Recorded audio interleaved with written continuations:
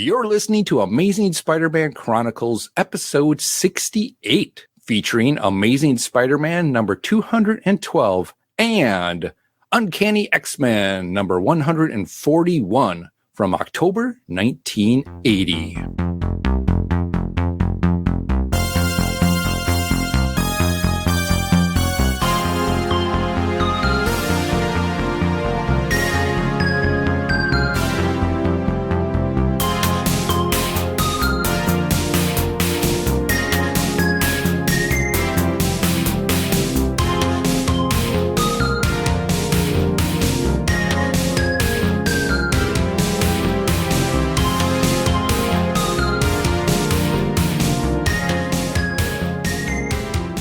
Hello and welcome to the 68th episode of Amazing Spider-Man Chronicles podcast.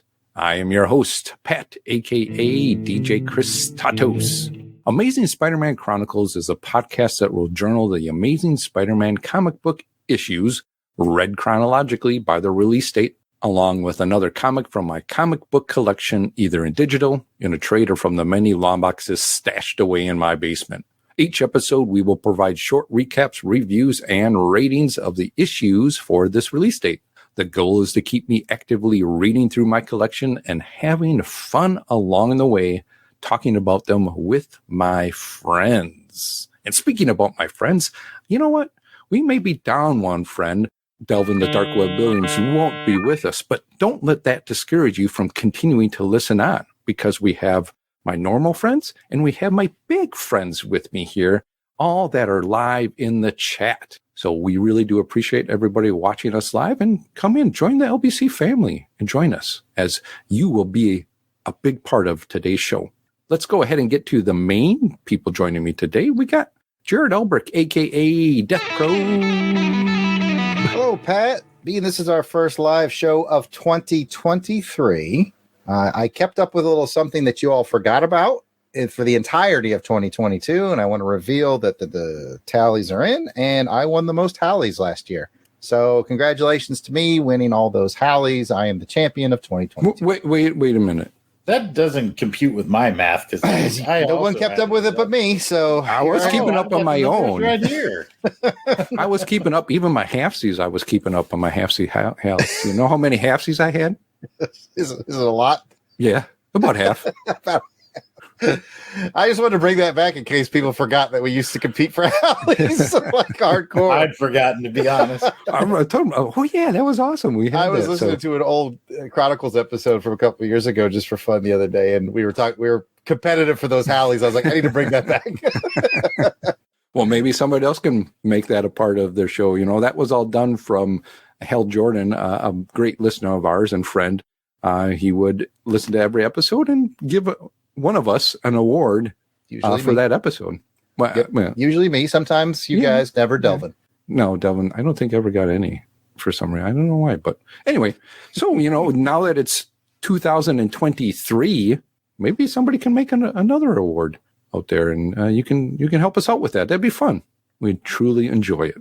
Old bits, Pat. Old bits. Yep, old bits. They keep coming back. The bits here just keep coming back and keep coming back. It's put the bits in the freezer. You thaw them back out. They're good. Yeah. You reheat them a second time. It's the circle of bit life, you know. Just think of how many Bitcoin we'd have if we were actually doing the amount of bits that we do. Man, we'd be rich. Anyway, speaking about being rich, let's go ahead and talk to old Moneybags himself, Jason Albrecht, a.k.a. the Weasel Skull. Well, Pat, thank you. It's good to be here. I have to admit, though, it's not really me. I sent the younger version of me into this body. So, like, I went the other way that Kitty Pryde did in the story. I decided to bring young me into here. And you really I don't know. I've just been listening to, like, Motley Crue all day. I went out, shot some hoops with the neighbors' kids.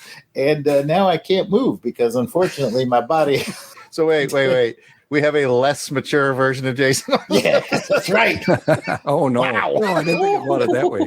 It's going to be booby jokes. Oh, well, I don't know about that. And we're doing it live, too. So, boy, we less mature, but still with the same broken down body. Hips hurt. I think I twisted the knee. You're young yourself. Probably didn't think about that. And then once he jumped into the body and saw it, he was like, oh. It's like, man, abort. That's right. This is what I have to look forward to? Oh, my goodness. Oh, well. Also with us, joining us in the chat, we have, taking the place of Delvin, we have a lot of people in the chat. Jared, can you give off a few names that you see there? Sure can. Welcome Auburn Elvis, Courtney, Headspeaks, Chola, Jim Meal, and Kathy are all currently in the chat. We have gotten some suggestions on the replacement of Hallie's. Someone suggested the Congeniality Award, which I probably will never win. The Bad Joke Award, which is I might be in contention for that. I think this is a 4-way dead on that one. Kathy recommended the Biggest Boob Award, and I'm not sure how to respond to that. So back to you, Pat. Oh, boy. There's a few good ones to choose from. So keep them coming. Keep those ideas coming. We definitely will, we'll bring it back to the headquarters and we'll brainstorm about them. All right. Well, we do appreciate everybody in the chat. You want to get in on the chat, make sure you come and join us every second Sunday of the month at 3:30 Central Time. We go live with shows. So come and join us and be a part of the chat, where there's a chat within the chat that goes on that I can't even see right now. There's so much scrolling by me right now, and we really do appreciate it. So thank you all for being here. And with that, you also want to be another part of the show is you can leave us a voicemail that we just might play on the show. You can leave us a message at 707-532-5269. That's 707-532-LBOX. Pick up the phone. Now, before we get started with this episode's issues, let's take a quick podcast promo break, and we will be right back. Spider-Man spoils a snatch. Stop! Thief! Peter! Someone's stolen the Cope Emerald! Whoops! What's Peter Parker doing here at a time like this? Gee, Mary Jane, I just thought of something. Wow, some smart aleck is projecting hundreds of images. My spider webs can't catch what's not real, but how to tell which is the real villain? Nothing human can resist Hostess Cupcakes. He can't help but show himself. Delicious. Absolutely delicious. My images can't enjoy this delicious devil's food cake. This fudgy, chocolatey icing. The fresh, wholesome taste. I can. Oh, fudge. I didn't get the Cope Emerald, but I did get the rich taste of Hostess Cupcakes. The day isn't a total loss. Peter Parker, you missed all the excitement. I just went out for some Hostess Cupcakes. That's enough excitement for me. You get a big delight in every bite of Hostess Cupcakes. Welcome back from the break. Now let's get to the first featured comic for this episode. It is Amazing Spider-Man 212. The credits for this issue are provided by Mike's Amazing World of Comics website. The publisher was Marvel. It's got a cover date of January 1981. Its on-sale date was October 14th of 1980. Cover price was 50 cents. Editor was Alan Milgram. Writer is Dennis J. O'Neill. Penciler goes to John Romita Jr. Inker is Jim Mooney. And letterer is James R. Novak. Colorist is Bob Sharon. This is reprinted in Essential Spider-Man Volume 10 trade paperback. Also in Marvel Masterworks Volume 268 of Amazing Spider-Man Volume 20. Cover credits again go to penciler John Romita Jr. and inker Alan Milgram. And speaking about the cover, Jared, why don't you give us a cover description? The Marvel Comics banner is black sea black with white cap letters. Spider-Man swings in his pond green corner box. The Amazing Spider-Man logo is ocean blue with red tide highlights. With the webs, kind of, but we can talk about that later. The main action is a deluge of adventure showing Spider-Man on the streets of New York leaping to dodge a water blast by Hydro Man. A cover blurb states, Spidey faces the wet threat of Hydro Man. Back to you, Pat. All right. Thank you, Jared, for that wet and wild cover description. H2O, no! All right, well, let's go ahead and get into some quick cover thoughts, and we will start with Jason. I like this cover. It's really busy, but it's laid out in such a way that they managed to get a lot on there. I like the way that Spider-Man is really seen leaping into action.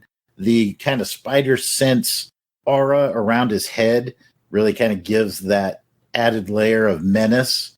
What really stands out to me, though, too, is how they didn't really skimp on the background details. I've mentioned before, the thing I really admire about the Spider-Man comics and the covers themselves is how they really bring the city into it. So you've got the spectators in the background. You even got the little fire hydrant there with the water that it looks like either Hydro Man's coming out of it or it's powering him to fight Spider-Man in there.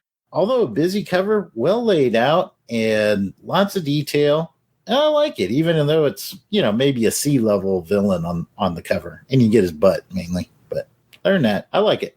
All right. Let's go ahead and go to Jarrett for some comments. This is a neat cover because it has a lot of energy. That's the biggest thing it has going for it. I mentioned in my description, though, that it had the webs sort of. Has the webs like in its own yellow color box. Like it doesn't lay over the image. It's like it's tacked on up there, which I thought was a little weird and a little disconcerting. But otherwise, thanks to the building underneath it being yellow, that's really hard to notice. So they did a little clever conceal there. But yeah, there's a lot of energy going on. Flowing water is always kind of fun to look at on covers. And when you got a guy like Hydro Man, spoiler alert, I didn't know this was his first appearance. Yeah, I didn't either. I thought he was an older villain than this. This was a surprise to me. Sometimes my memory, not so good. But yeah, his flowing water looks really cool. I like the way there's an included fire hydrant that he's drawing from. They've included people in the background to add emotion.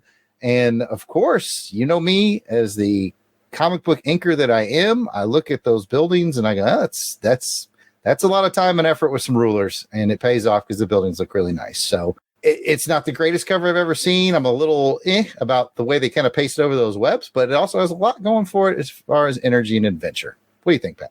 I'm going to agree with Jason and you that the detailing on this, just a lot of work. Definitely on the line work that's being done here. They didn't really skip on the buildings at all, just to give you that depth and that feeling here. And with the water coming out, now understanding what Hydro Man's kind of power is and how he comes about, I thought it was interesting to see, because when I first looked at the cover, I didn't really notice that. I just noticed that he's shooting off water, but I didn't really notice that it was coming from the fire hydrant until you actually mentioned it now. And I'm like, oh, okay, kind of goes along with the story here that we'll find out in a little bit. So definitely like it. And you're right, the webs are kind of a little bit wonky, I guess. I'm used to more of the webs just kind of coming out like that. So is this different too with the web, kind of having like the 3 center points? I think that's fairly typical. It's just, okay. I don't know if it was just weird the way it's laid over. That's all. Yeah, could be. Well, let's see what some of the folks in the chat thought about this picture. Auburn Elvis stated, not the most interesting cover, but a good range of color. Spidey looks great. So that was his thought on that. I think, aside from Jim Meal saying, Hydro Man looks like he's retaining water, which is jokes and jokes, because we love the bits here. That's about it as far as people weighing in on the cover. Last minute comment from Auburn Elvis. He says he really likes the parking restrictions on the cover as well. That adds a whole new layer for him. That is interesting, because when I was reading it, and I have it because I have these in PDF format, I was able to kind of zoom in on that, and I was like, oh, trying to read what it said there. But it got close to reading what the parking restrictions were, so that caught my eye as well too. It almost makes me wonder if they didn't actually go, down to a street level somewhere and take a picture and use that as the reference for the buildings when they drew them. That's highly possible. Could be. All right. Well, with that cover description out of the way, why don't we go ahead and get into the rating of the cover? Here on Amazing Spider-Man Chronicles, we have a cover rating of 1 through 5. 5 is you loved it. It tickled your tummy feathers. 4, really liked it. 3, liked it. 2, didn't like it. And 1, you hated it. It ruffled your tummy feathers. Ooh, or it made your, I guess for this one, it soaked your feathers. Ooh. Yeah. Feathers are all wet. Gotta dry out my feathers now. Yeah. Now I'm like trying to shake it off like a dog, and I can't. Let's go ahead and find out what your rating is for the cover. Jason. I'm going to give it a 4. I suspect that might be the high watermark here for this one. But, I don't know what it is. I just think the Spidey pose looks great. I think the details in the background look great. I love the fire hydrant and the Hydra Man, the crowd. It just, for whatever reason, it just works for me. Jared, 1 through 5.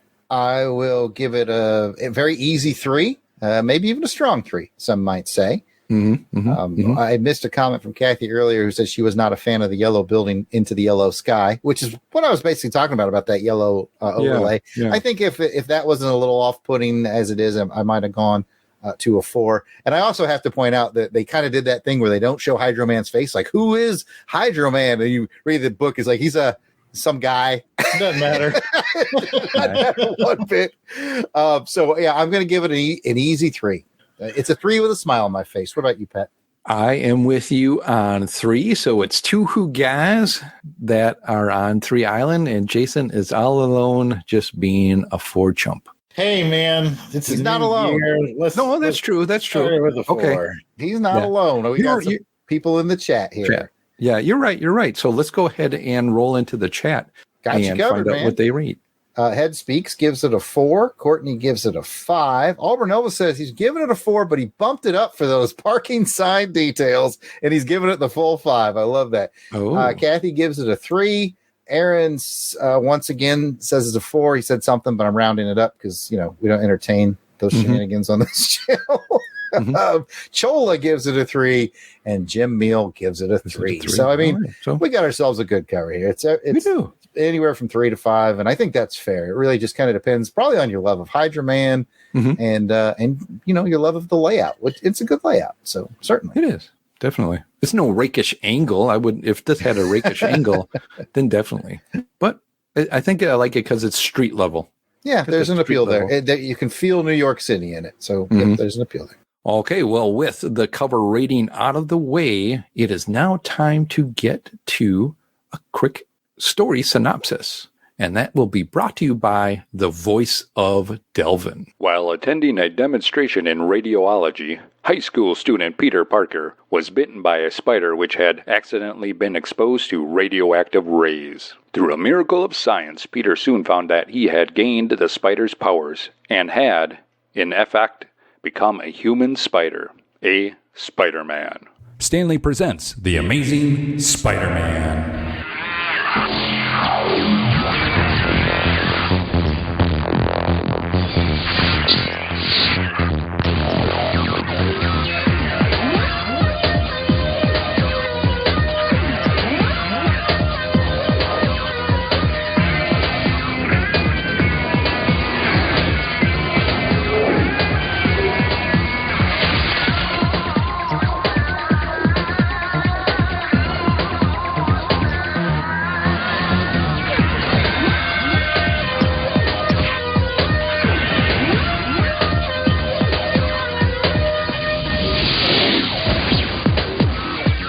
The title of this issue is The Coming of Hydro Man. So Spidey is still aboard the SS Bulldog after beating the Submariner. They're still dropping the generator, and when yet another accident happens, Spidey inadvertently turns Morris Bench into Hydro Man. I can explain how, but I think you get it. Enzymes be coagulating and whatnot. During a record heat wave, J. Jonah hires Pete to take pictures of folks in said heat wave. Boring. But then news starts circulating about a dude popping up through drainage pipes holding grudges and whatnot. So J. Jonah tells Pete to go do that. Find this guy, causing Pete to ditch Debbie Whitman again. Spidey has one run-in with Hydro Mariner and stalemates, so Pete has J. Jonah print an article challenging Sub-Hydro to a fight atop a building. Guess how Spidey beats Nay Morris? Go on, guess. By dehydrating him! You never guessed it, did you, idiots? All I'm saying is, they probably should have based water-themed co-stars a little farther apart, right? Anyway, back to you, Pat. Well, Delvin, thank you for that synopsis. Made me kind of thirsty. All this talk about water. Gatorade left me a little dry. Well, with the synopsis out of the way, let's go ahead and get to the bric-a-brac for this issue? Is it a first read or a reread? Jared. I think it's first read for me. If I read it before, I don't remember it. So I'm going to call it a first read. Yeah, I don't remember that one. It's a first read for me as well. Jason, is it a first read or a reread? Rainbow Up, first read for me as well. Awesome. Woo! That means it's a reedy rainbow.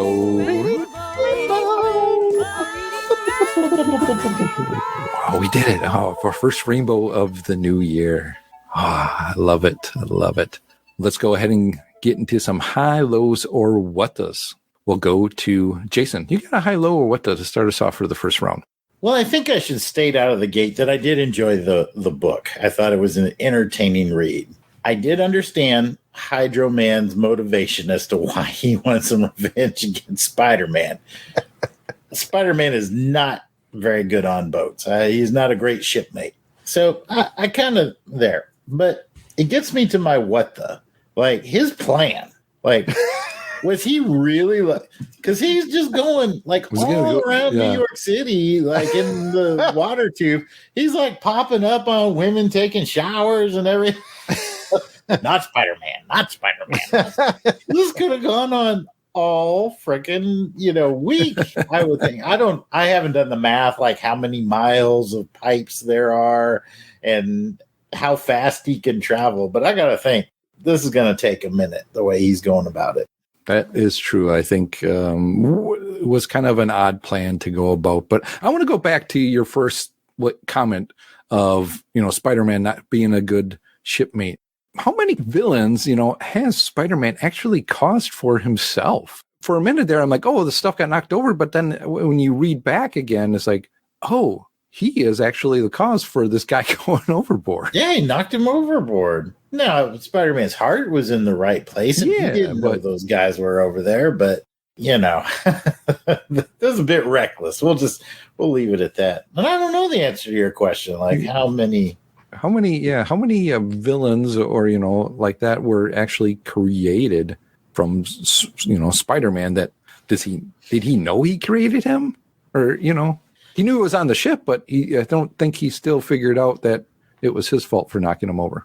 I think Morris I think he had anger issues to begin with. I think Morris needs to work some things out, but I'm just saying, I understand Morris's motivations. It's just his execution, a little more planning. That's all. Jared, high, low, or what the? That was going to be my very first note, was the tenacity of Hydro Man.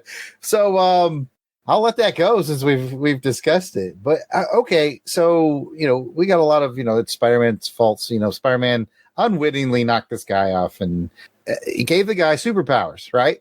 And a pretty decent superpower set, kind of a cool, useful power. And what is this guy's first thought? I want to hurt people. So I'm not thinking Spidey on this one. This guy's an a-hole. Period. All right, that's it. He got a cool superpower, and his first thought was, I want to hurt somebody. So screw this guy. I don't feel bad for him one bit. Yeah, well, I'm not saying I feel bad for him. No, me neither. All right. Well, with that aside, then I will say I will give a high to the personality chameleon. He's always welcome on the show, to J. Jonah Jameson, who's just a complete jerk to Peter Parker. As soon as that pretty girl came in, he was like, enchanted, my dear. Lord Byron all of a sudden. Smooth operator. Oh, definitely. Oh, I had to laugh. I don't know if that'll get my silly Spidey moment, but I thought this Jameson, man, he is whatever he needs to be at any given moment, isn't he?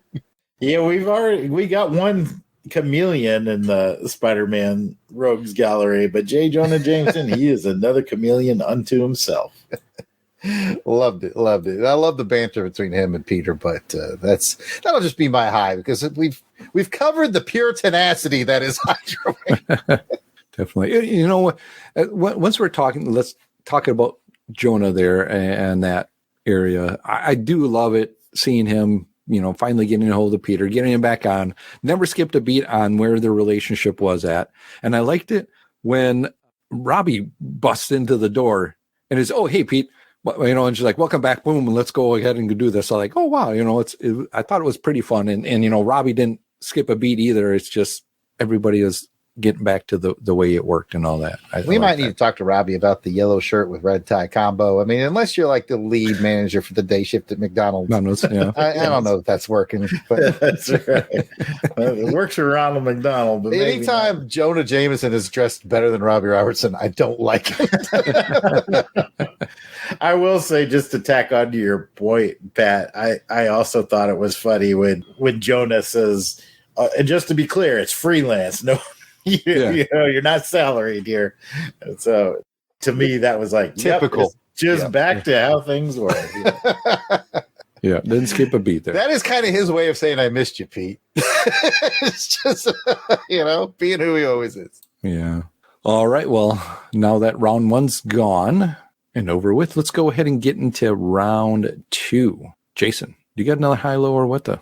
Well, while the character of Hydra Man's about a mile wide and an inch deep, I'd say there's not a whole lot to him, to Jared's point.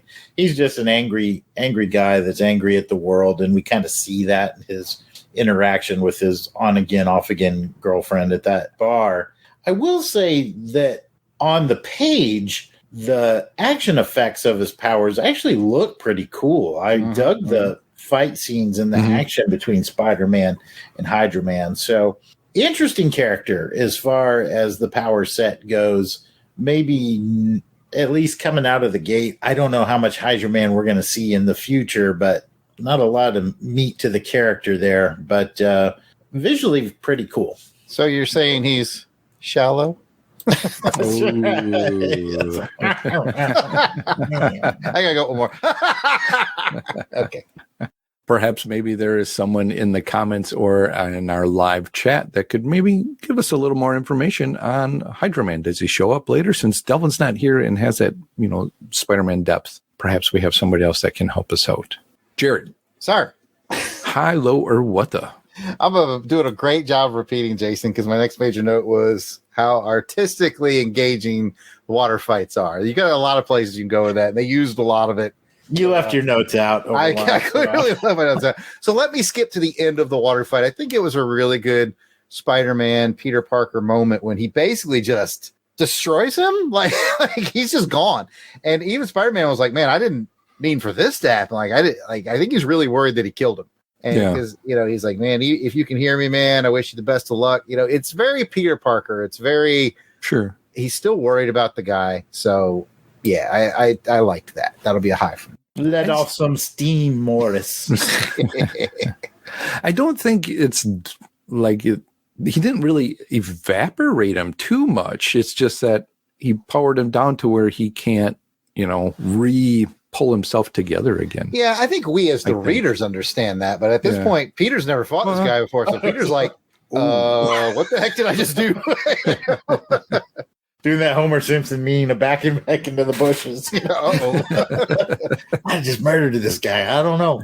What I liked too is that Peter was comparing him somewhat to the Sandman, Yeah, they are very similar. Very similar in power sets, I guess, but one's sand, the other is the opposite. And I thought that was kind of interesting play on that and how he figured out how to dehydrate him again. He did it with the Submariner before. This guy's a little bit different though, because he had some access to water. I think he just didn't understand his newly formed powers enough to understand. Yeah, I think you're right. Hey, I can't do anything here. My fear was when he got him on top of a building, in the older days, they had those big water towers on the buildings. I'm like, what are you doing bringing them up to a place like that? And thought I was going to see like the big water tower go crashing down. Now he just made this guy super huge and all water powerful that he's, and it comes out at him and splash. Well, like you said, I think as Hydra Man learns his power set, that would be a tactic for the future. Right now, he just kind of tried to go toe to toe. And didn't realize that Spider-Man was using those hot roofs, to his advantage. Yeah, definitely. Rookie mistake. Going to the chat. Let's go ahehe and go into the chat and see what we got. We've got Auburn Ellis said as a kid, he was really worried when the guy went through the propeller as Hydra Man first got his powers. And that was an interesting moment because, we're not quite sure, what happened to him. How did he make it through that propeller? How was he not hurt? Well, now we know, right? He also agreed with us that he liked the J. Jonah Jameson moment. Auburn Ellis also chips in with a what the? Did you pick up on how many relatives of Deb called her about her uncle hanging out with Spider-Man? It's like old school social media going on there. I did not. I will have to go back and look at that.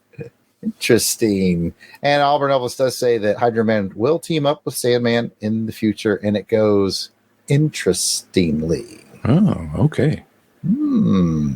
So a little bit of that, and he also teases that a water tower may come into the play next time we see him. Oh, okay. So okay. a lot of teases going on. We all mentioned we like the water action, and Kathy asked a very poignant question. What about if it's underwater action in a James Bond movie? Love it. Wait, what? Me and Pat start to I just woke up. Oh, yeah. It's underwater action and license to kill. Jared, you say you don't like license to kill? That's what I'm hearing. I mean, it's really well shot, and it's brief, and it doesn't overstay its well. You know what? This is not Under Majesty's Secret Podcast. We're crossing the pods. Crossing the pods. We're crossing streams. What's another Hydro Man? Oh, good one. Well, hopefully we will get a steady stream of Hydro Man in the future, or they'll sprinkle some. I got a lot of these. Oh, speaking about streams, we are live streaming, so make sure you're joining us in the chats on these live streams when we do it to get yourself into the comments. We definitely appreciate and seeing them. As a reminder, being in the comments gets you in for the raffle at the end of the show. You might win some free stuff. Back to you. All right. Well, this one feels kind of like, I don't want to say too much filler, because he did introduce somebody new, and we got some more of the characterization and story going on, more of the background. You know, now we know that he possibly is back working, on the Bugle somewhat. I'm not going to say he's working there because Jonah says no. He's back. He's back. We know he's back. But also, man, his relationship with Debbie, that girl, she is just like not getting the attention I think she needs or deserves, Jonah about to give it to her. The attention, that is. Well, there's that Jason mentality there. Yep. Immature Jason. The attention, that's what I meant, is you already wrong. But anyway, what do you guys think about those two situations? What happened to Marla? That was my question. I was thinking that too. He seemed really interested in Debbie, and it's like, wait a minute, I thought he and Marla had a little thing going on. I thought so too. I was wondering where Marla was as well. Because I went back and read the previous one because I missed that episode just to see, like, was there something up with Marla in this one? And I don't know. It seems like maybe she's just been kind of, I don't know, that plot point's been put down or something. Yeah, I would assume we may see her again once they build another Spidey Slayer or something. Or I think she's still around. I think she's still around. I don't think he was making any serious plays for Debbie. I think he was just being charming. Yeah, he was just being a nice guy, But I've never seen him be charming with any other. It's nice juxtaposition though to see it. With Peter in the room. Yeah. Peter's probably like, what? What's happening here? Well, does anybody have anything else on this issue? Like I said, it was kind of, filler. It's like it was kind of like a good glass. Was it like a good glass of water that would drink it and kind of fill you up? Or did it not? I guess we can soon find out when we get to the ratings on this issue. Oh. So I think with that, let's go ahead and jump into the ratings. As a reminder, it is a 1 through 5 rating. 5 is you loved it. It tickled your unwetting feathers. It really made you feel good. Powdered dry feathers. Ooh, I love it. 4, you really liked it. 3, liked it. 2, didn't like it. And 1, you hated it. You made your tummy feathers soggy. Oh. Somebody turn off that faucet. Let's go ahead and find out. Jared, 1 through 5, how would you rate this? At the end of it, I was like feeling it at another 3 with a smile on my face. But then I was like, you know what? First appearance of Hydro Man. Bump up. I'm giving it a 4. Ooh. Not a strong 3, but going right to the 4. All right. I'd also like to recommend we add Jim Meal as a regular host of the show, because in the chat, he just said, I didn't read it. And I don't know if he knows that that's our ongoing joke, but welcome to LBC family. Yes. Well, great. He took my bit now. Now I can't do it. Good one, Jim. Good Auburn one. Elvis is also having a big discussion in the chat about Debbie Whitman and her wardrobe, but he's only discussing it with himself.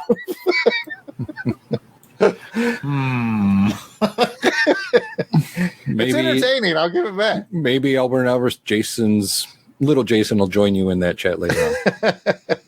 Jason, 1 through 5. I'm at a 3 with this one. It's a solid 3. At the end of the day, it is a filler. It's first appearance at Hydra Man, even though, that appearance was somewhat so-so. I will say that I am interested in Deb because in all my Spider-Man knowledge, this is the first time I've really encountered or been aware of this character. She's actually kind of interesting. It's kind of sad how she and Peter seem to be almost like star-crossed lovers. Every time they try to go out on a date or something pops up. But she seems like a very nice person and a very caring person, and I like her. Yeah, no, you know what? I do agree with you, and I'm interested in that storyline with her because, when you think of top name Peter Parker girls, right? Does her name come up in a conversation a lot? I mean, she does here because we're in that era of it, right? But, you always have Gwen Stacy, Mary Jane. Those are the two that people talk about. Besides Aunt May, but what about the rest of Peter's, friends that are lady friends, So it makes me wonder, how long does she stick around? What happens? And will she ever find the right person? It's like I'm watching The Bachelorette, and she's like, Peter's not the right one for her. Yeah, he's not getting that rose, I don't think. All right. Well, with that, I am going to rate this one. I'm at a 3. I'm at a strong 3. So I will join you at 3. I see why Jared definitely gave it a 4 for the first appearance of Hydra Man. I thought that was cool that we got to see a first appearance again happening here in the comics. I really enjoy that. But it just wasn't enough to get me motivated or to bring me up to that. I was more interested in the littler side stories that were going on in this one to help move that kind of bigger and broader story going on. With that, let's go ahead and check in to the chat to see what their ratings were. Yes, sir. Yes, sir. We've got some ratings here in the chat. Auburn Nova scores it a 5. Any of the deductions are offset by Jameson's smoothness. Hot Deb. He likes that Deb. Spidey using smarts along with his powers to beat a potentially formidable opponent. Courtney also gave it a 5 that she bumped up from a 4. Jim Mill didn't read it, and I love it. And I think that's it for people tossing it. Head Speaks throws in with another, what I'm going to round up to a 4. So it's like we're rating it low. We're the boat anchors, Pat. That is true. You know what? I'm happy with the decision I made on this one. It's not bad. It wasn't a bad filler, so to say. So my tummy feathers are dry. Yeah. I think I tried them out good enough for this one. All right. Well, we have our newer segment going on here right now. It's called Karma Count with Auburn Elvis, who's in the chat. Thank you, Auburn Elvis. So let's go ahead and give his Karma Count a listen for this issue. I guess I'm your karma, and I love it. I can't get enough of it. There's nothing above it. Hi Crusaders, this is fan of the show Auburn Elvis, and from time to time on the Longbox shows, the question of, can these superheroes improve their strength by working out, comes up. Well, according to the 1984 Marvel superhero role-playing game, they can, but it ain't easy. In the game, heroes gain and lose karma points for how heroic their actions are in the game. Karma can be saved up over time and spent to improve a hero's ability score. Improving the ability costs 10 times its current score, so if Spider-Man wanted to improve his strength of 40 to a 41, it would cost him 400 karma points. And to give you an idea of how long it would take Spider-Man to earn that much karma, here's how much karma his actions in this issue would be worth. Amazing Spider-Man 212 starts off with a huge 40-point karma deduction as Spider-Man almost commits manslaughter. He then gains 5 karma for ending the live power cable danger and another 20 karma for rescuing Maury Bench from the ocean. Later on, Peter loses 5 karma for dumping Deb once again, but he gains 5 karma for getting pictures of Hydra Man for the Bugle. In the battle with Hydra Man, Spidey gains 5 karma for making some decent jokes, and a whopping 75 points of karma when he finally defeats Hydra Man. So counting everything up, Spider-Man earns a total of 65 karma in this issue, which is not bad considering it began with him almost killing someone. And if Spidey were to not kill someone like this 5 more times, he'd have enough karma to improve his strength from a 40 to a 41. I'm Auburn Elvis. Thank you very much for listening to this karma count. Now back to the Crusade. I guess I'm your karma, and I love it. I can't get enough of it. There's nothing above it. I love that. That was something.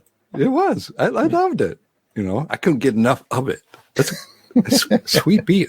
Good job, Auburn Elvis. Yeah, Do definitely. you get karma for saving somebody from the water if you put them in the water in the first place?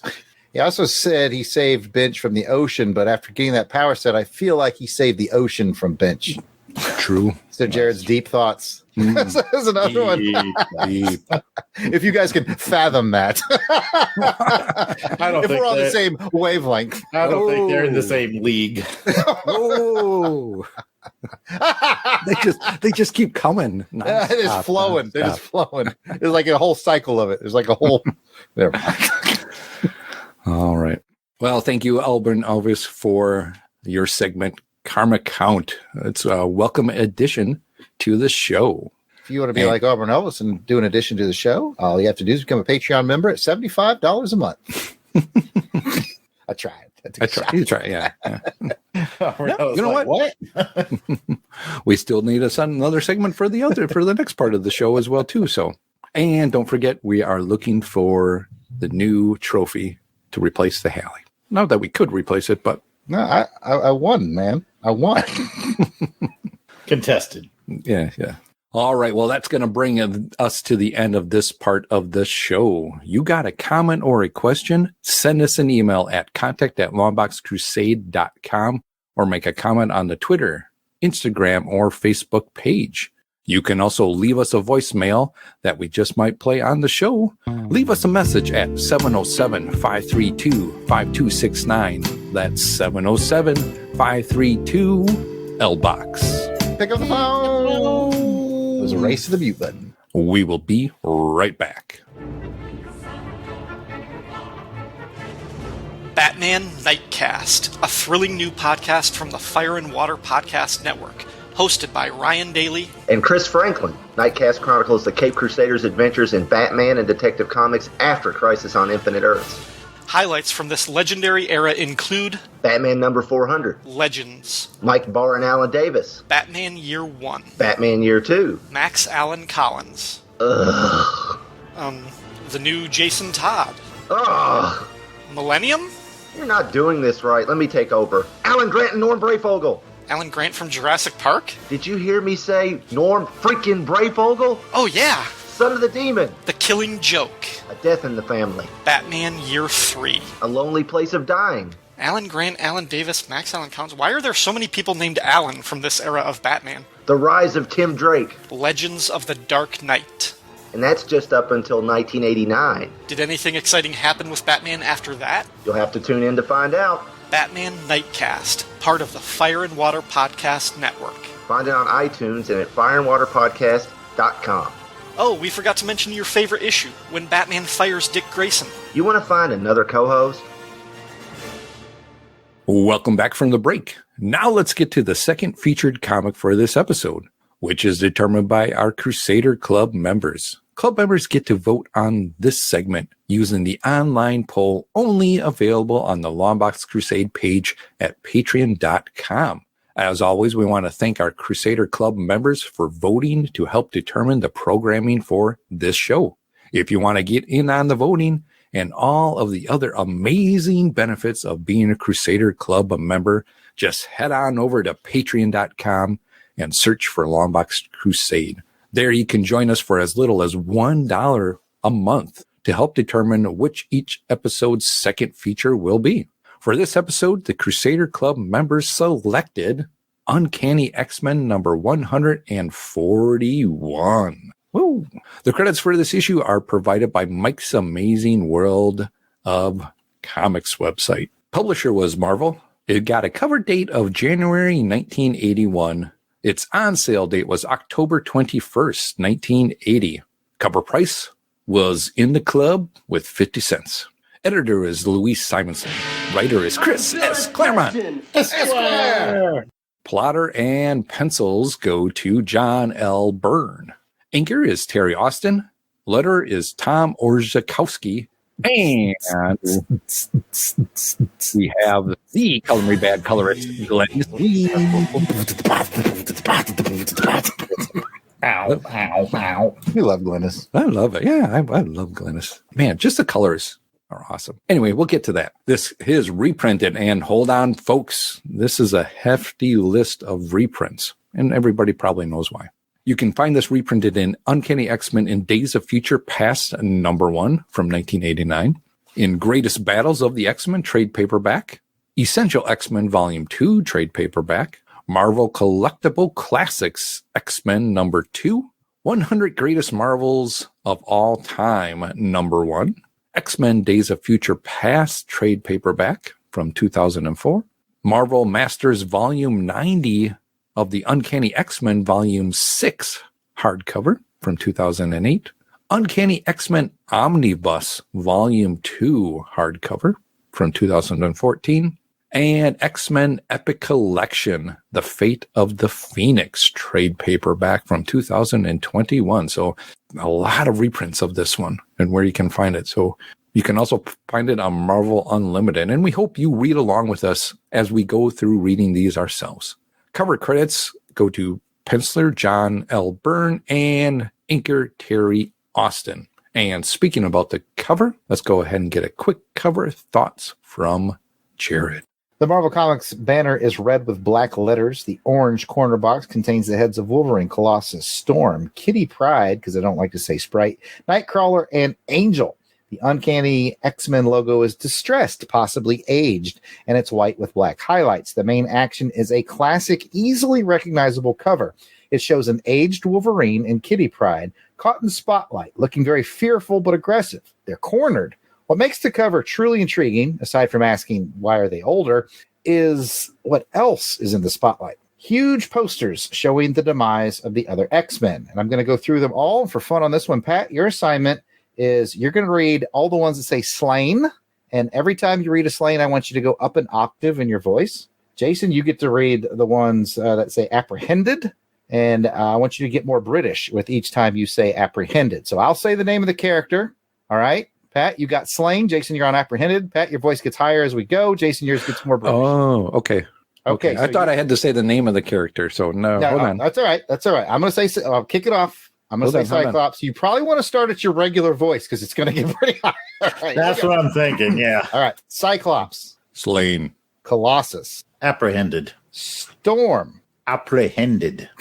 Nightcrawler. Slain. Angel. Slain. Iceman.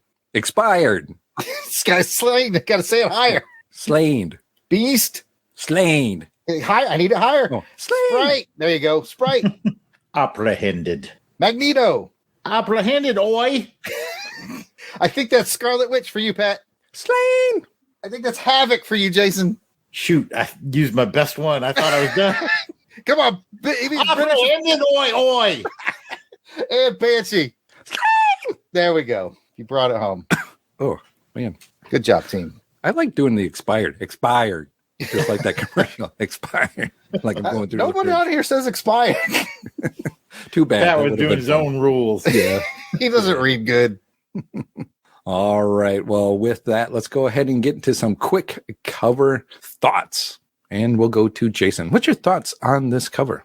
This cover really strikes a chord with me. I mean, I was about 10 years old when this was on the newsstands, and this is one that just grabbed my attention right away. Talking about seeing the distressed and cracked Uncanny X-Men, the old Wolverine and the mature Kate Pryde in the foreground, the caught in the spotlight look, the iconic Wolverine protecting Kitty Pryde, that whole pose. And then just what the heck is going on here with the wanted posters behind them. It all comes together, makes you want to pick up and read the book, look for a high score from me. Jared, what's your thoughts? This might surprise you, but much like Jason, this is an intriguing cover. it tells a tale in of itself. You see it on a spinner rack, and it says, pick me up and read me. Because there's just so many questions. Why are they older? Okay, so I guess this is the future. Okay, if it's the future, what happened to all my favorite characters are slain or apprehended, governor, So what is going on? It's just an absolute curveball from what we saw last issue. It's a whole new story arc. And the cover just really sells that. So, yeah. What about you, Pat?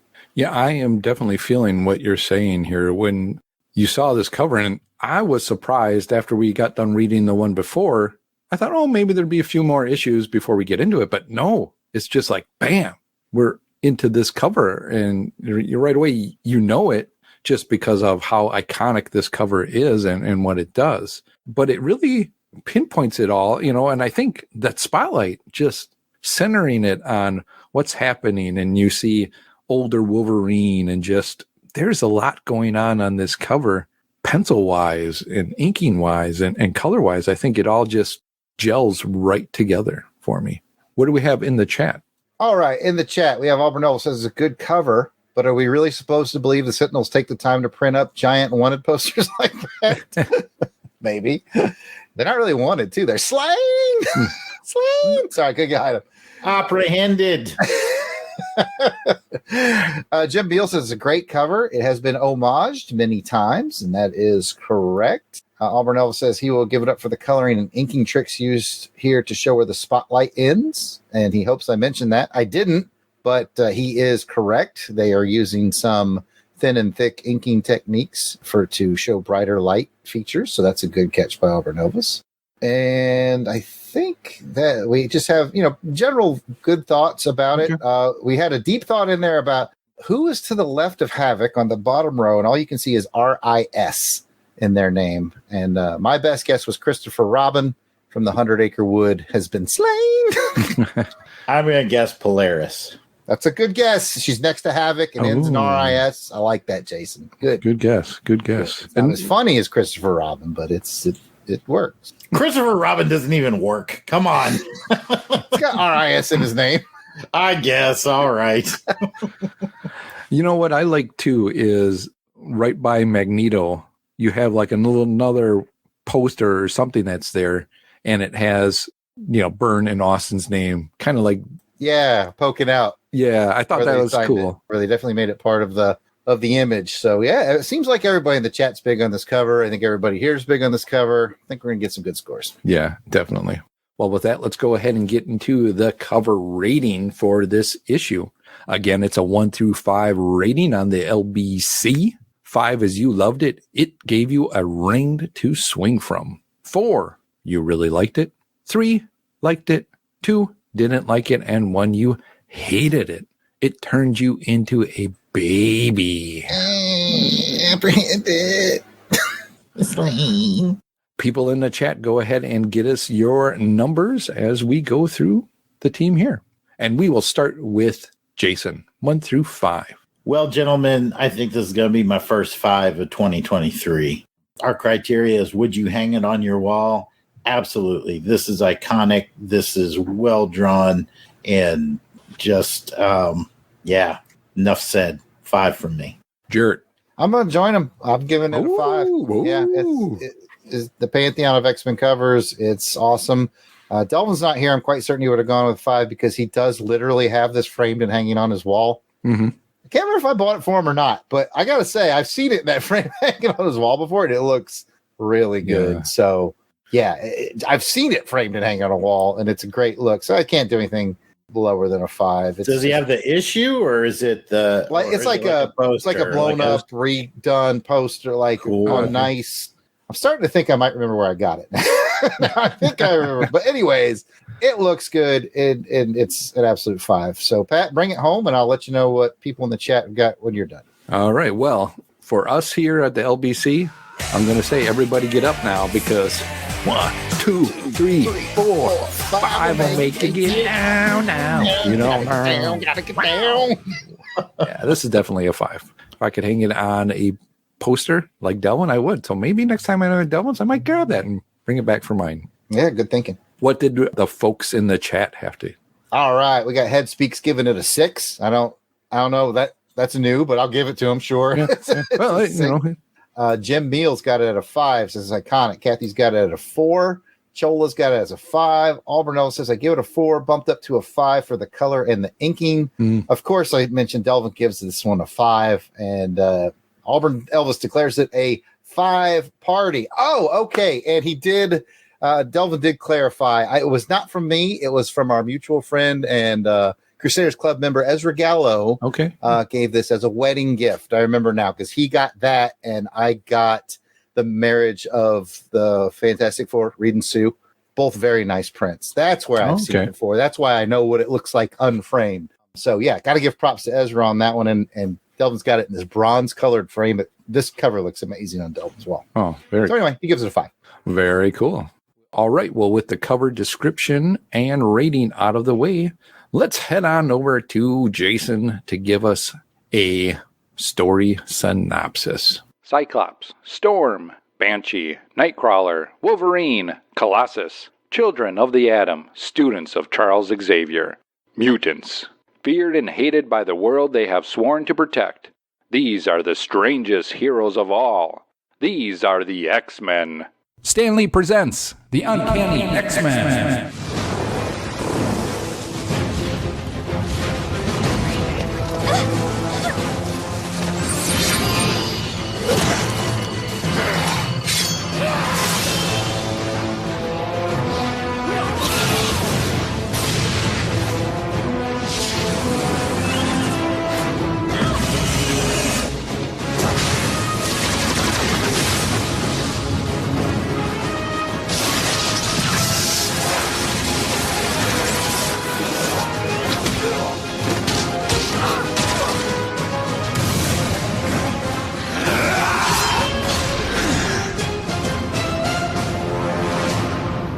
The title is Days of Future Past. Our story opens in a dystopic future where a middle-aged Kate Pryde is a member of an underground resistance movement comprised of Wolverine, Storm, her husband Colossus, and an all-grown-up Franklin Richards, along with a new telepath named Rachel. It seems that in the future, the Sentinels have taken over and are systematically killing all mutants. In a desperate attempt to stop the carnage, Rachel manages to send the mind and memories of Kate back to the past, where her younger self is undergoing her first training session in the Danger Room.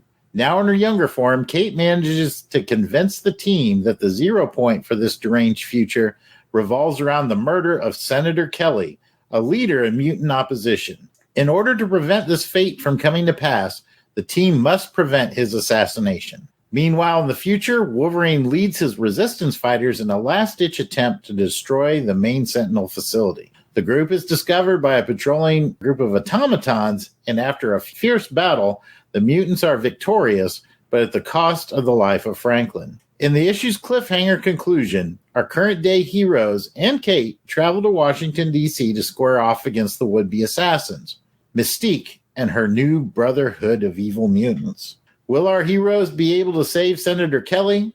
Will Senator Kelly see the error of his ways? And how does Future Storm manage to keep them thighs in such great shape? That one's for you, Delvin. We will find out next issue. Thank you, Jason, for that brief but yet thorough synopsis. I think you covered it very well.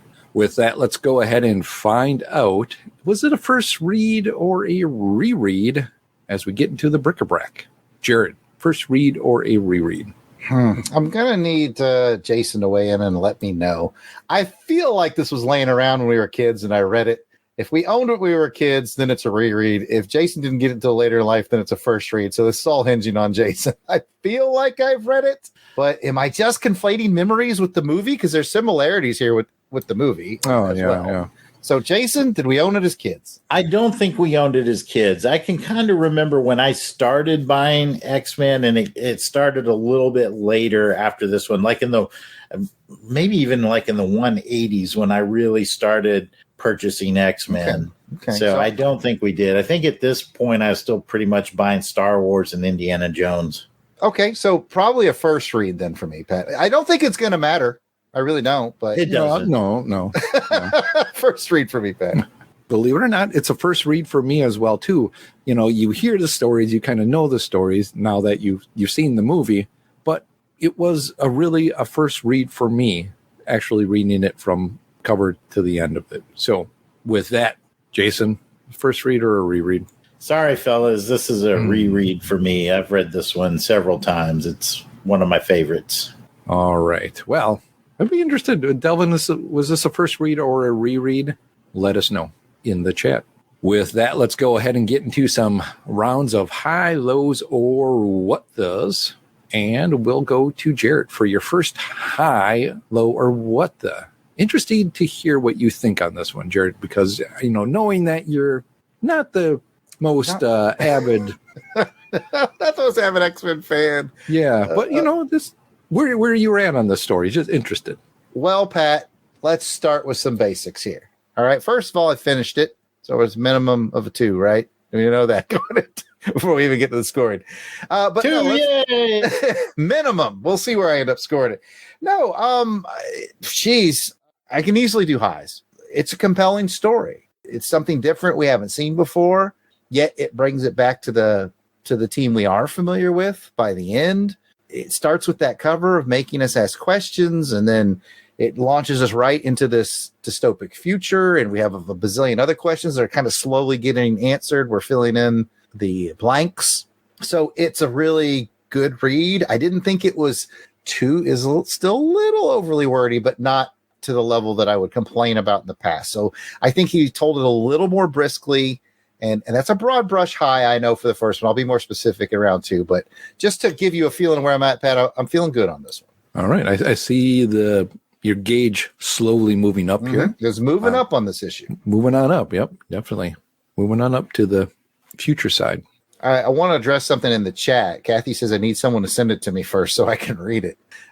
This comic is fairly valuable. Not like, bazillions of dollars, but it's... Yeah, I don't think you'd be sending this thing around. 141 is kind of a key that people like to have, and it's a pretty valuable comic. Definitely. But like Pat was saying, you can get it in many trades, and it's also on, if you have the Marvel Unlimited subscription, you can read it there. That's how I read it. I read it on Marvel Unlimited. Jason, high, low, or what the? I'm going to start with the high, and I'm going to talk a little bit about the plot. As I mentioned, I've read this several times. This is the first time I've really read it and couldn't help but compare it to Terminator, the original movie. And bearing in mind that this came out like 3 years before the Terminator movie came out, I was like, there's a lot of plot similarities here. And I just really have to give a tip of the cap to Chris Claremont for thinking through this pretty elaborate storyline and telling it in a way that's compelling and it makes sense. And if you told me that James Cameron got some influence from this comic book, I would not be totally surprised. So just the plot was very well thought out and very interesting. And those time traveling story arcs can be a bit of a headache and a mess sometimes, but this wasn't that. I was able to track it really well. So just really well done with the plot. Yeah, I will agree with you on the time tracking on this one. I had no problems understanding how it went. Right away in the beginning, they kind of tell you what's going on, and then looking at it like, oh, okay, so that is an older looking kitty. And hats off to Byrne for taking these younger looking characters or and aging them well enough to really know who each one is. And seeing that, I was like, oh, wow, that's really cool, because there's some good close-ups of them. And, Kitty does look old. You can see some, aging, some going on and all that. And, Wolverine, seeing him with the gray hair, I was like, oh, man, that guy looks tough. Yeah, that leather jacket. Out. Yeah, it's like, oh, there's so much going on in this one, I think, artwork-wise as well, too. So, you know what? I got so much to say, but I want to I've been doing a lot here that I want to continue on with the art real quick. Just get that out of the way. Super, very good. Again, Byrne's storytelling that he's doing with here, Chris is probably telling him what he'd like to see and all that, but Byrne, you can just read some of this too, without seeing the words, kind of understand what's happening, and just the detail in some of it. Like that first splash page, man, the detail of all the rubble and all that going on there is just unbelievable. The coloring helps play with the story, you know, the mood and all that. So hats off to Byrne on this one. And yeah, it's awesome. funny, like over the years and decades of reading comics, sometimes you don't appreciate just how good the marriage between the art team and the writer is on a book until, you know, you go back and look at it like, wow, they really had lightning in a bottle here. Yeah, and I would say this is definitely an issue that definitely shows that lightning that they have. And being the first time reader of this actual issue, you know, you hear about it, you know the story and all that, but actually reading it and seeing it through all laid out on the page like that, man, there is definitely no doubt of why people have this one in such high regards on that part. All right, well, let's go get into another round 2 with Jason. High, low, or what the? I'm going to go with another high. Surprise, surprise. I hadn't picked up on it before this read. The relationship between young Kitty Pryde as she's joining the X-Men and her reaction to Nightcrawler and his reaction to her reaction, which is probably pretty understandable. But you really get the sense that Kitty is just starting with this team, and there's kind of unease and maybe a little distrust between she and her fellow X-Men. Mm-hmm. And then the moment Kate comes into that body and the first thing she does is just grab Nightcrawler and that bear hug and just the joy in seeing him alive again. That tells you so much about what is going to happen through the arc of this book. And it lets you know that like everything's going to be okay here. This team is going to become a family, and Kitty is going to be a big part of that family. And just seeing that in this book just really brought a smile to my face. I agree with you on that. I think Claremont, over the last few issues we were reading with Kitty, she has had that standoffness with Kirk, and and then they mentioned it in the beginning of this one again too, just so it's there again. But it did call back to those other issues for me. And then when Kate came in, I was like, oh, things have really changed, and made it feel good. I like that a lot. Jared, high, low, or what the? I promised you a more specific high, and it's not too far off with what Jason was saying. Was the character of its development? But I'm going to specifically talk about Colossus, who has always been one of my favorites. Colossus, my bad. He's always been one of my favorites. It was really interesting to see how the dark times and apparently the death of him and Kitty's children affected him. I mean, he straight up said, I've learned how to hate. Yeah. And he took down like an entire city block because he was so filled with hate. And I thought that was really powerful because he's one of the reasons I've always liked Colossus is he tends to be more of the optimistic X-Men. The world has changed him, and it made me sad to see him like that. But it was powerful storytelling because you mentioned how Byrne aged them in the way they look. This is Claremont aging them in the way they feel and how the characters feel in this dark future. And it was just very striking. I'm not going to say I want to see more of a hate-filled Colossus, but it was striking to see a hate-filled Colossus.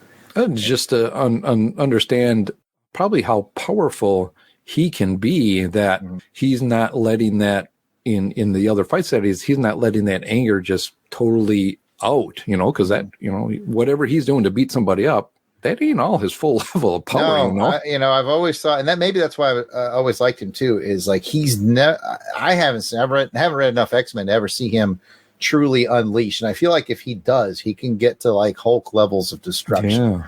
But it was, I mean, we saw that here. He cranked it up a notch. So anyway, I thought that was neat. And that's just kind of one example, but I wanted to focus on that one example and be more specific in round 2. I do have a question though, but I can save it till we're done with our rounds. So I think you still have to go, Pat. I'm sure we have a few more things to kind of talk here, and we'll see what some of the folks in the chat have to say as well too. I want to continue off of what you were saying with Peter and Kate's, it's just weird. You know, the color Sprite and I can't do that either. To me, nobody it's calls her Kitty Sprite. or, you know, Never took. yeah. So that was a hard stumbling point for me as it was going through. But just that knowing that, oh, wow, they already tease that relationship a little bit more. And the outcome, you already kind of know a little bit that I guess what it could be. Right. And I thought that was really interesting. Like this whole story is like Claremont just taking things and just let me fast forward this and show you a glimpse of what possibly could be. And I found that really fascinating. And not only with those two and their relationship, but some of the other relationships that you see with the other characters. And then, you know, Magneto shows up. At first, you know, they make it seem like it was going to be Charles, and then Kitty calls him Magneto, but yet they're all friends. And it seemed like there was, even Peter was being that nice guy to Magneto, you know. I'm like, oh, you know, there must have been some really hard times that they had to go through once the Sentinels came in and took all this over with that. So, you know, hats off to the writing on this one. And it just blows my mind that you could conceptually come up with something like this from all that you've been doing and have me just understand it. And I want more. I want to read the next issue. I want to know what's going to happen and all. Yeah, I know from, you know, the movie take and that, and just from hearsay and all that, recaps and timelines and all that. But I really want to dig in and find all these little different things that you normally, you know, these little things you can pick out from later on. All right. Well, with that, Jared, did you have a question? I did. I want to go to the chat real quick and mention that Auburn Elvis says that he feels like the Rogue Street Gang at the beginning was an homage to the Warriors movie that Jason and I have discussed on Action Film Face Off, and I think he's probably right. Yeah, I could see that. At first, I'll tell you, when they came in, I thought they might have been part of like a gang that run by Rogue had. Well, yeah, that's true. I was thinking Rogue. I'm like, oh, Rogue. Or I thought maybe, it was run by Wolverine, and then Wolverine steps in and says, "Hey, you can't mess with her." That's, you know. Oh, okay. I thought like they were like all maybe working for Rogue, the character. Yeah, that too. That thought entered my mind briefly too. Yeah. Especially because one had like a mohawk. And, yeah. Like, I don't know. I'm just kind of, yeah. But I think Auburn Elvis is probably onto something. He also says the happiest thing about this alternative future is Kitty and Pete having a stable relationship, which, is always nice. Never been a big fan of the way the relationship started, but I do like them when they're older having a good relationship. Head Speak says this is a great story. It's classic X-Men. And Jim Meal says this was a story that set off many timeline-related stories. It became an important part of X-Men. And I agree. With that, I did have a question probably for Jason. I do remember as a kid reading these X-Universe titles in the 80s, Rachel being a character in the X-Men, maybe New Mutants. I get them mixed up. But I was like, I wonder how they brought her back from the future. You have any insight on how she became a current day character? I'm not exactly sure how she got back. I'd have to. I'm sure I read it, but I don't remember off the top of my head.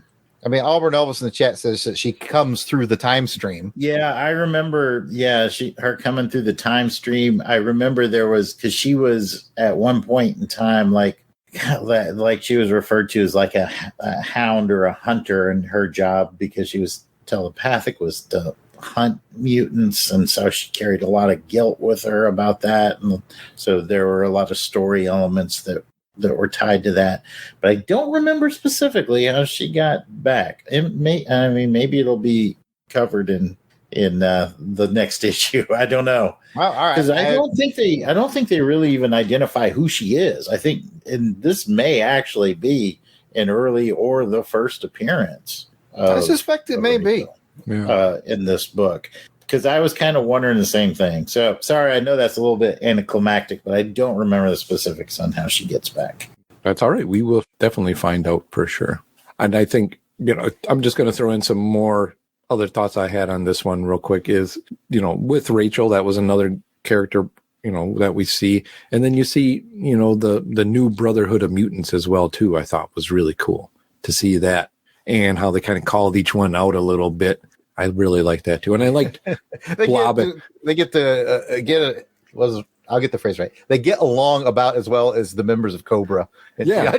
I see it. I was like leaving that through and I'm like, oh yeah, this is typical. They're all up for, they're all up for each other, which is the stereotypical, Yeah. But still interesting and interesting characters as well too. And I really liked it. And I'm, interested to see where it goes from here. I did a quick bit of research, by the way, whilst we were chatting. And yep, this is the first appearance of Rachel, X-Men 141. And I had it in my mind that somehow she was related to Scott or Jean. And I've cheated a little because when I looked that up, they refer to her as Rachel Summers. And I was like, okay, so there's something there. Yeah. Interested to find out. Mm-hmm. I'm getting interested in X-Men, everybody. Get excited. Whoa. All right. Well, does anybody have anything else you want to add about this that hasn't already been talked about? Or, I can totally understand it is a iconic issue. I will just say, just quickly to reflect back to when we started reading these folks back in 95, just to see how far they've come along as a team. Yeah. And how much they're really starting to gel together. It just makes it a little bit more interesting to see. Like, I want to see how they handle this fight with the new Brotherhood of Evil Mutants. Yeah, definitely. Because the team has changed and the Brotherhood of Mutants has changed as well, too. That goes back to my comment I was going to say with the Brotherhood of Mutants and the Blob. He's like, I recognize Angel, but I don't know who you guys are. You're not the X-Men I know. And then someone had the goal to say, we're better. I think that's what Wolverine said. No, we're better. Boy, here we go. Here we go. Better back that up. Yeah. You've been in jail. You don't got a TV going on. You don't know. But anyway, I thought that was really cool to see. So looking forward to the next few issues. If that is what the Crusaders Club choose, though, we will find out. Choose it. I have a feeling. I have a feeling, though, if Jared said if Jared says he's starting to like it, is he just using that to turn them away? It's psychological warfare.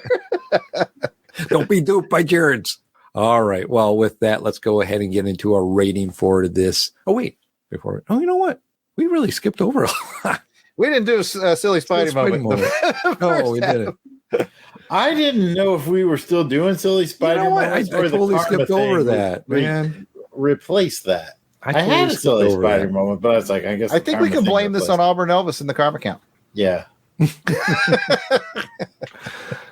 To blame it on me. I've totally skipped over that part. I wanted to get into rating so quickly. I think you guys mentioned some silliness on that one. So you know what? For me, it was when the lady came in and she was like, "You're a loser, Bench," and he was like, "Well, I do go with you, so I guess I am." I was like, "Yeah." Mine would have been that lady too. That she had some funny bits, and then she comes back. She buy me a steak and whatever. I'm like, oh yeah, well, I do the same thing. You buy me a steak or whatever.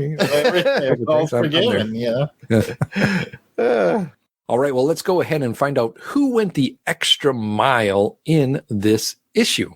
Jason, who went the extra mile? Well, it was more time than miles, but I got to give it to Kitty Pryde. She's really putting it on the line there and risking her life and her current present to go back to the past and try to save the future.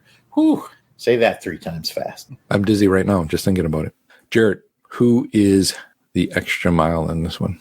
I hadn't thought about it. I probably should have because it's part of the show. But let's go with Kitty Pryde. She's the one holding it all together. Sure. So I'm going to give it to Kitty Pryde with an honor. Speaking of holding it all together, I guess I have to give an honorable mention to Mystique because she's got like Cobra Commander levels of difficulty going on with which, but they're somehow able to kind of quasi put a plan together. But no, ultimately, I think it has to be Kitty Pryde. She's the through line, I think, of this story. So I'm not going to call her Sprite though. Can I give her an honorable mention? Can you give one? Yes. Yeah, because like looking at here at all the folks that have been killed or captured, the one X-Men they can't get, the Wolverine. Yep. Yeah, I easily could give it to Wolverine. Yep. You ain't catching him. You ain't catching Wolverine. And I'm going to give mine because, you guys kind of, Kitty, you want to say that. So I'm just going to go off to another honorable mention, and that's going to be Magneto. Even though they don't show it, you can just probably tell the power that he had to do in that to, did he make it? Did he not make it? From holding back. That's true. They came. I guess we could have shout out to Franklin too. Yeah. He didn't make it. What did he do though? Well, Magneto is an attractive option. He has his positives. He has his negatives. That's true. Oh, all right. Let's go ahead and get to the ratings for this issue. And it is a 1 through 5 rating. 5 is you loved it. It gave you a ring to swing from. 4, you really liked it. 3, liked it. 2, didn't like it. And 1, you hated it. It turned you into a baby. And I bet you Magneto probably wanted to go back to being a baby.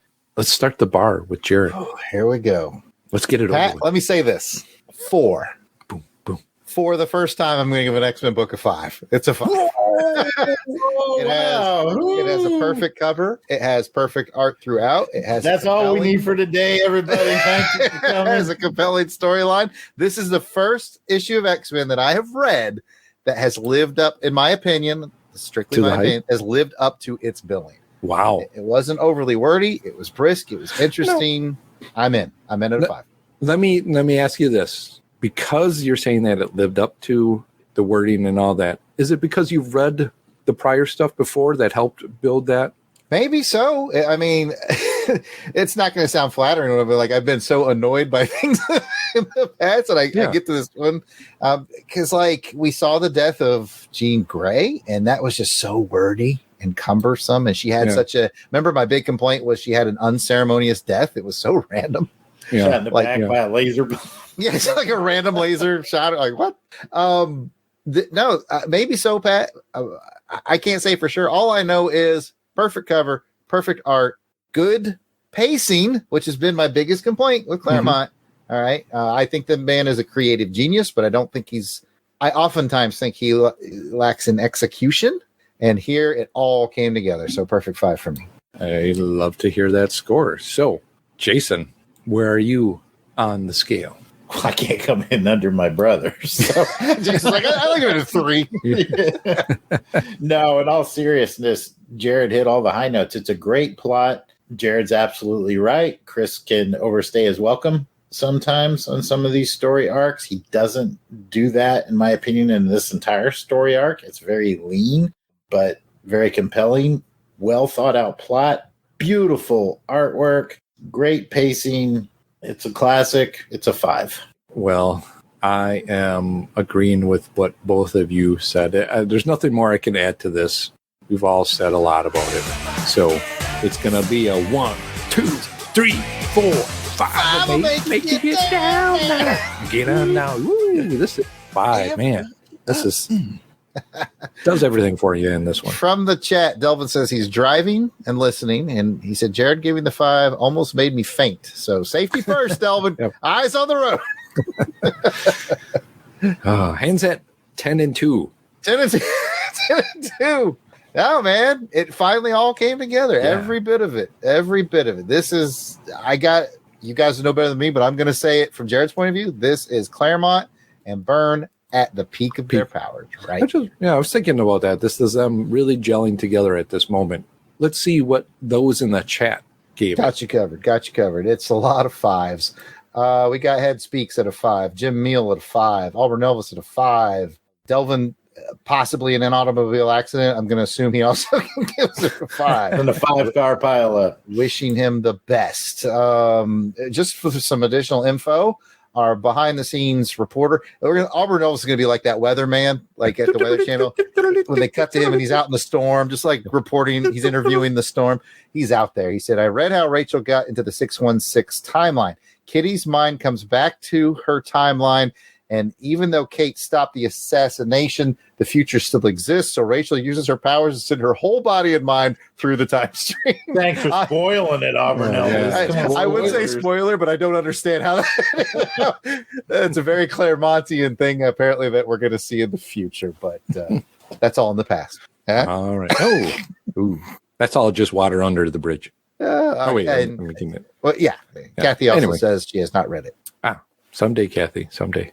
All right. Well, thank you, those in the chat. We do really appreciate you chatting along and playing along with us.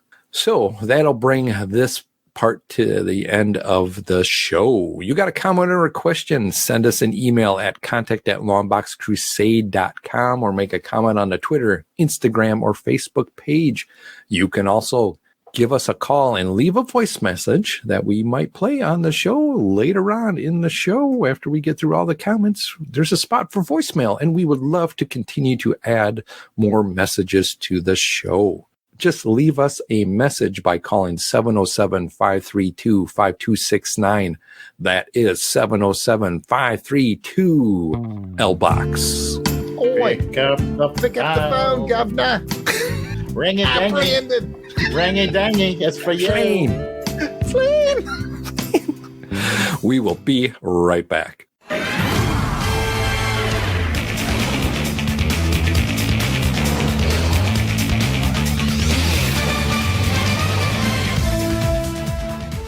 $229 different characters spanning the galaxies of the Legion of Superheroes, presented across 7 comic book issues. A new miniseries as part of the Who's Who podcast. To handle this many characters, the Irredeemable Shag is bringing in a ringer, or maybe we should call them flight ringers. Who's Who in the Legion of Who's Who in the Legion of Who's Who in the Legion of Superheroes? The Legion of Superheroes. in the Legion of Superheroes. The Legion of Superbloggers team up to present Who's Who in the Legion of Superheroes, a 3-episode miniseries in 2017, part of the Who's Who podcast on the Fire and Water Podcast Network. Long live the Legion.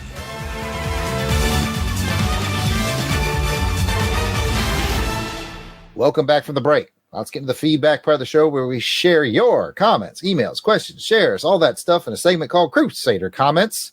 We are thrilled to kick off these comments with special shout-outs to Crusaders Club members. These are the fine folks who have joined our crusade. They enjoy early access to special long box episodes. They get to vote to determine show content. As you heard today, they picked this X-Men comic and so much more. These are the folks reaping the benefit and giving much appreciated support to the show. And Helica Wolf.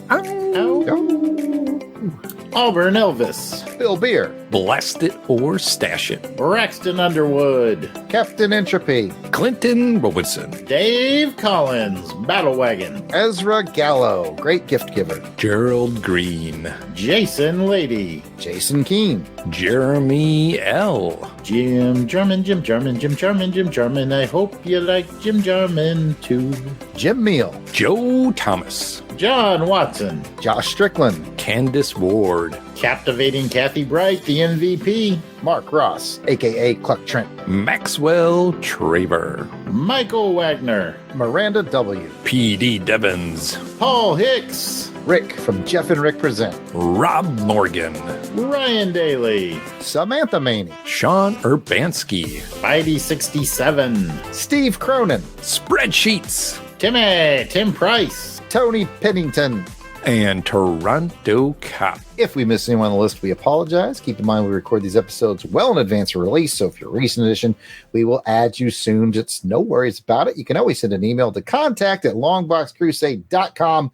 We'll get it straightened out. You can also send your recipes to contact@longboxcrusade.com, and we will try them on the show, which is a bit we did the first couple of years of the show, and it kind of faded out. But gosh dang it, send us a recipe, contact@longboxcrusade.com. We will eat it on the show and let you know what we think. Jared brings back old bits. As a reminder, you can become a Crusaders Club member by heading over to patreon.com/longboxcrusade for as little as $1 a month. You get access to the amazing world of the Creators Club. Come check it out. How much access?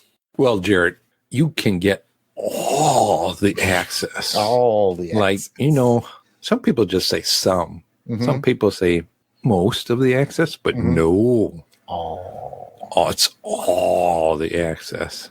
All the Rick Heineken knows it's all the access. He's just joined us in the chat. Yeah, Rick knows all the access. I mean, and you don't believe? Come and check it out. I've heard that it's all the access. Absolutely.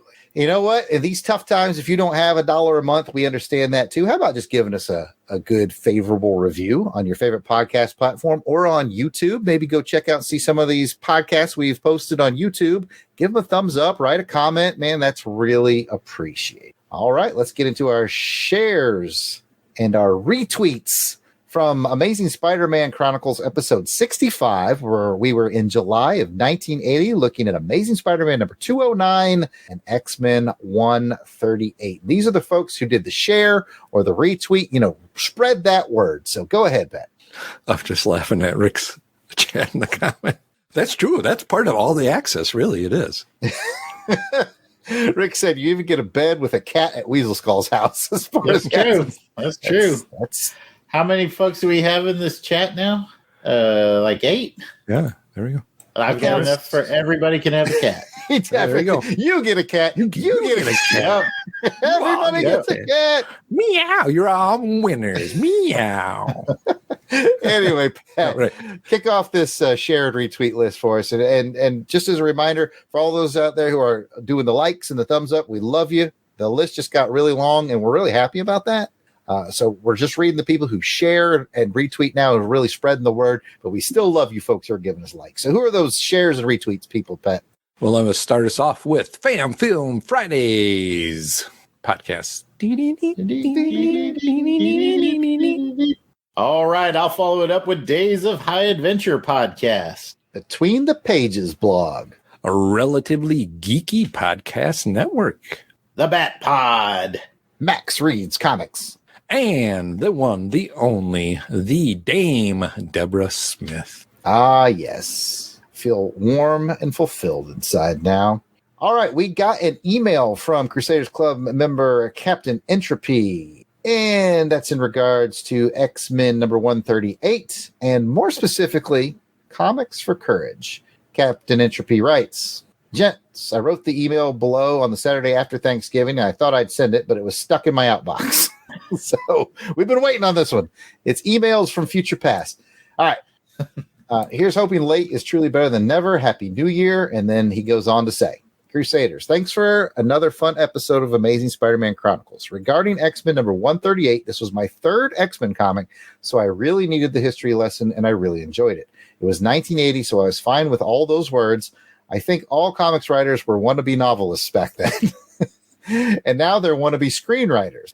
So I'm fine with either approach if they do it well and things keep moving. And then he goes on to share a picture with us of some long boxes of comics. Here are some pictures. Oh, I stand corrected. Short boxes. Here are some pictures of short boxes of comics in the Support Our Troops lobby. No offense regarding the short boxes, because, we're Long Box Crusade. They're just less unwieldy, more wieldy, whatever. Anyway, I donated these and delivered them earlier this year. I was not wearing anything to conceal my true identity, which is already obscure and uninteresting, so I'm not in the photo. The Support Our Troops crew, they were all at lunch, so I left the boxes of comics there in the lobby with a note. They sent me a very nice thank you letter in which they told me how much the service members would enjoy the comics. I think they will too. I know I enjoyed it when I got comics in a care package, also chocolate, beef jerky, sunflower seeds, but I digress.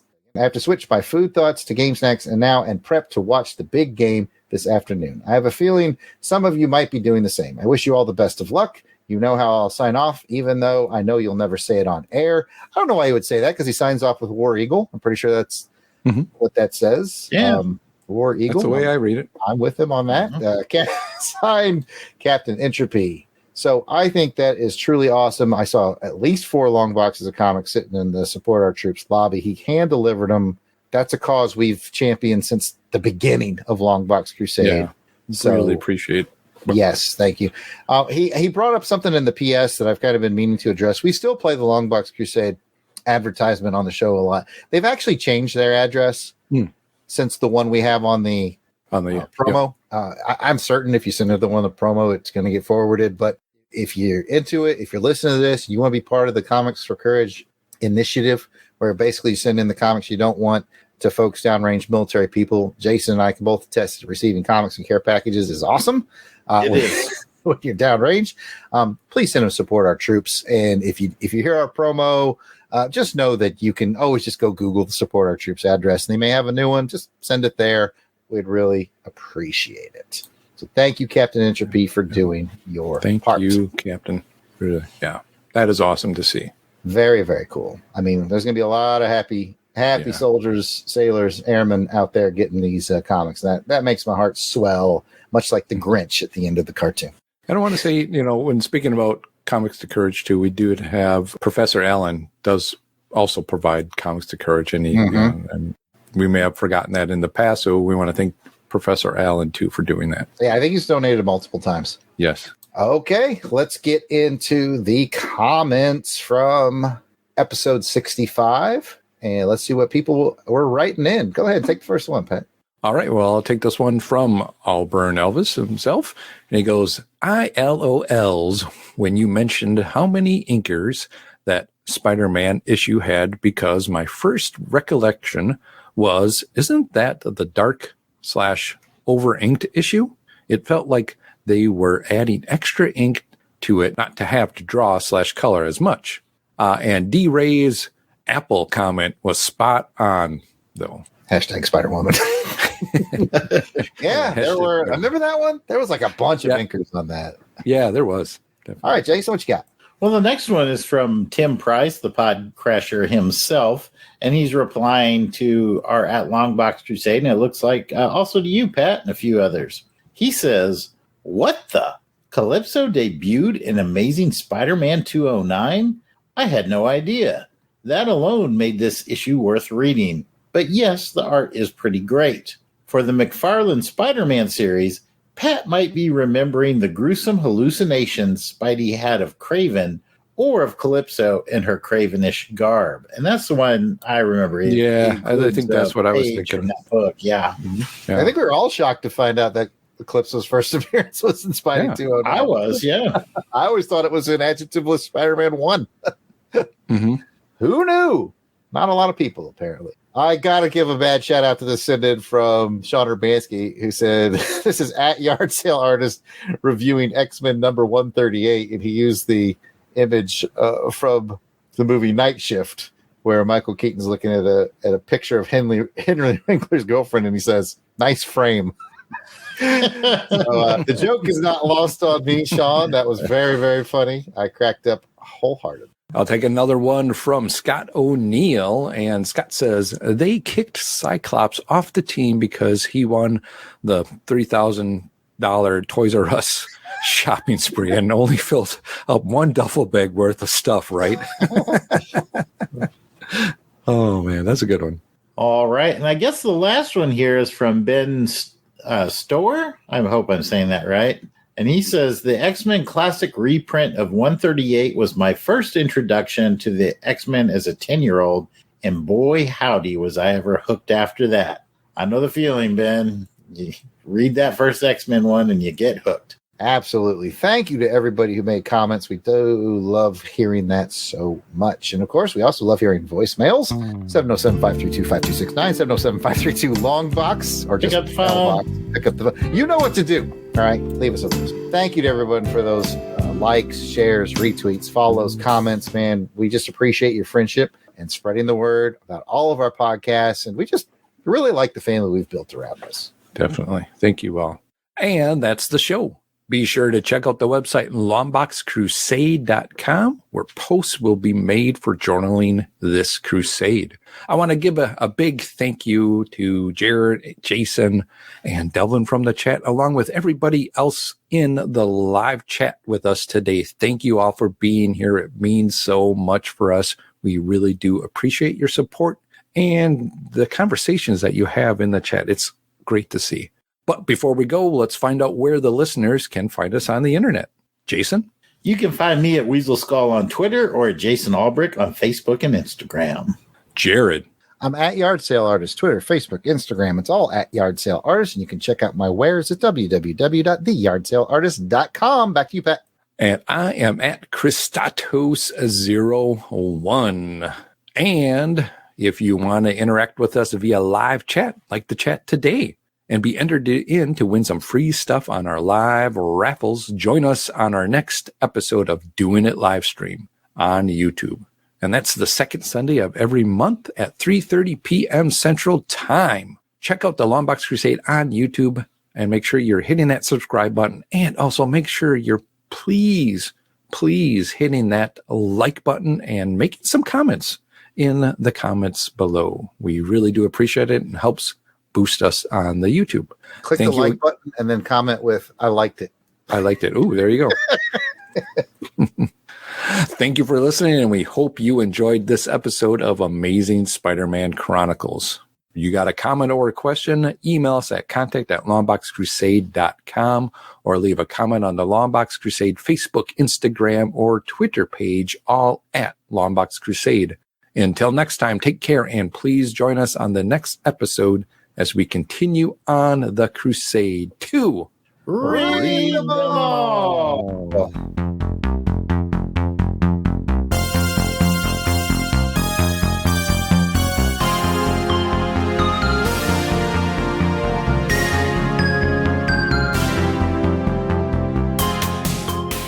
The intro music is provided by musical genius Joe November. Check out his SoundCloud at JOSEFLIN99. You won't regret it. All songs, song clips, and characters discussed are copyright of their respective copyright holders, and no infringement is intended. We are just fans that like to share our love of comics. Outtakes. How do you do it? Oh, man, that was funny. We should I hope I hit the right button. Hey, is everybody out? Can anybody out there hear us? I see a live going. Live 13, 14, 15.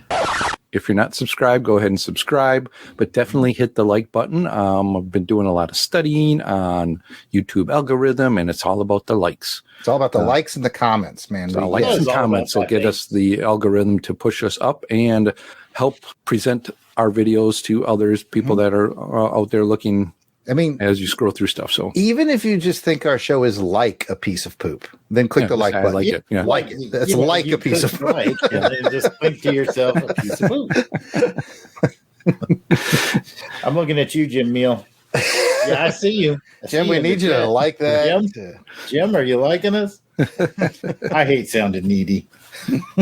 Please, God. Please, Jim. For the love of God. For just one like a day. You can feed an LBC. I can feed one of my cats for just one like a day. You keep the lights on for Clinton in the basement. Just 1 hour a day. One light gives him 1 hour of light to Clinton in the basement. So please help us out.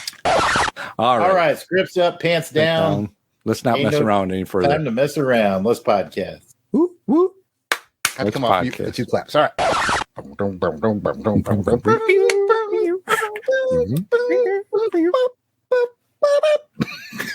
That's all you were actually. You had that beginning. You had that beginning. It was down. I was like, oh yeah, I'm digging that. It sounded just like it. Pick up the phone. There you go. A digital pick up the phone from Melbourne Elvis. Thank you.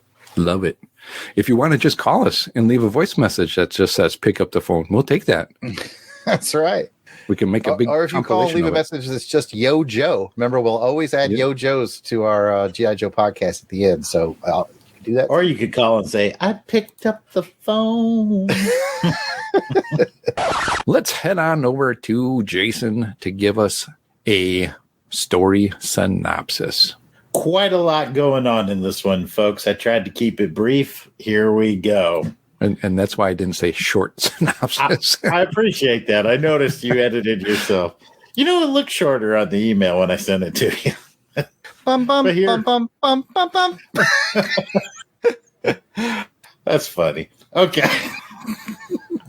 We'll add that to outtake. Outtakes.